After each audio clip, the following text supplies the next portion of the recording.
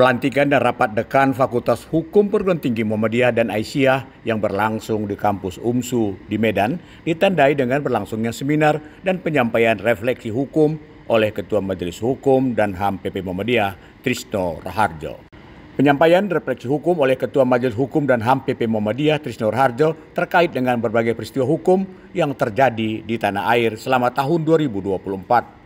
Beberapa hal yang mendapat sorotan Trisno Raharjo adalah kasus pengambilan tanah penduduk pribumi Rempang, Riau dengan dalih sebagai proyek strategis nasional atau PSN. Selain kasus Rempang, Trisno Raharjo juga menyoroti kasus PIK 2 di Jakarta yang beralih fungsi dari kawasan hutan mangrove menjadi pemukiman modern. Kata Trisno Raharjo, di luar kasus-kasus besar itu, sesungguhnya masih banyak kasus-kasus hukum lain yang harus disikapi. Berikut penyampaian refleksi hukum tahun 2024 oleh Ketua Majelis Hukum dan HAM PP Muhammadiyah Trisno Raharjo. Pada kesempatan kali ini saya diberikan kesempatan untuk menyampaikan refleksi berkenaan dengan hukum dan hak asasi manusia tahun 2024. Lalu saya menyoroti tentang penghormatan hak asasi manusia dalam penegakan hukum pidana oleh Kepolisian Republik Indonesia. Kepolisian Republik Indonesia ini memang banyak mendapatkan sorotan.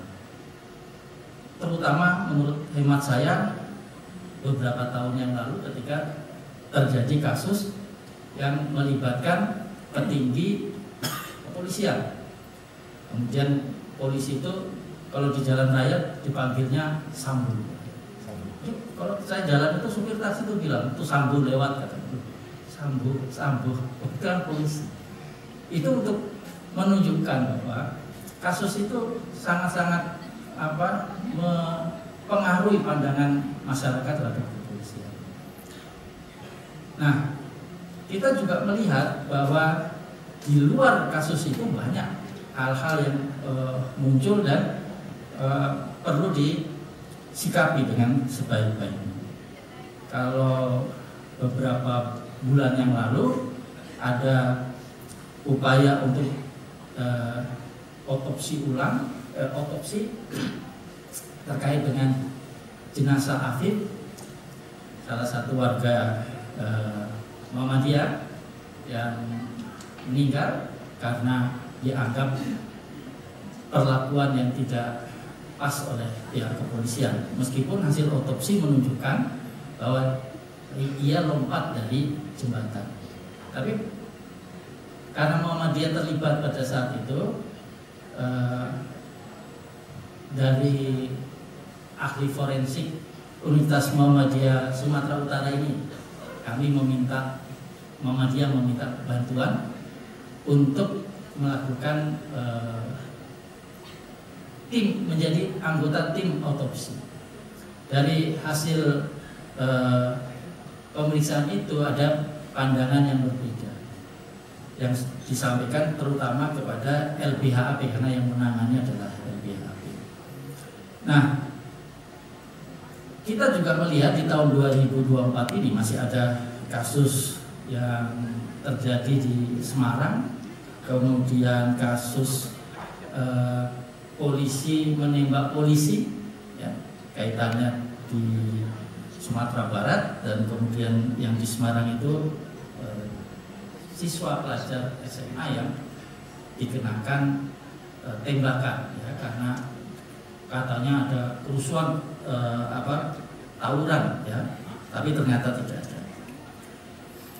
Ya, ini menurut saya seharusnya bisa diperbaiki oleh pihak kepolisian, terutama kalau kita melihat berbagai rangkaian yang ada di kepolisian untuk dilakukan upaya-upaya yang sistematis dalam penanganan segala hal terkait tindak pidana.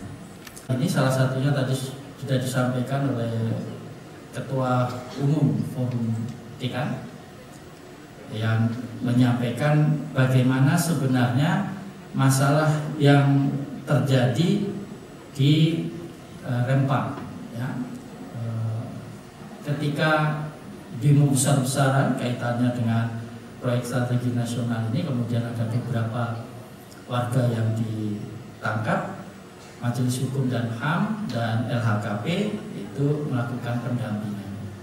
Kami datang untuk memberikan pandangan-pandangan hukum dan mengirimkan ahli untuk menjadi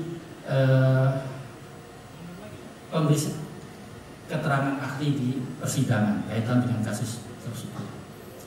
Lalu tentu yang menjadi perhatian adalah salah satunya PSN PIK 2. Ya, ini juga jadi hal yang perlu dikaji dengan baik. Pelantikan dan rapat kerja dekan Fakultas Hukum Perguruan Tinggi Muhammadiyah dan Aisyah itu kemudian berlanjut di Kota Parapat. Di Parapat, rapat forum dekan Fakultas Hukum PTMA juga mengeluarkan pernyataan pelanggaran hukum dan HAM tahun 2024 dengan tajuk Represivitas, Aparat, dan Dalih Keamanan Nasional, Catatan Hukum dan HAM sepanjang tahun 2024 di Indonesia. Jurnalis Pomudurko, Sepul Hadi dan Paran Tanjung memberitakan dari Medan, Sumatera Utara.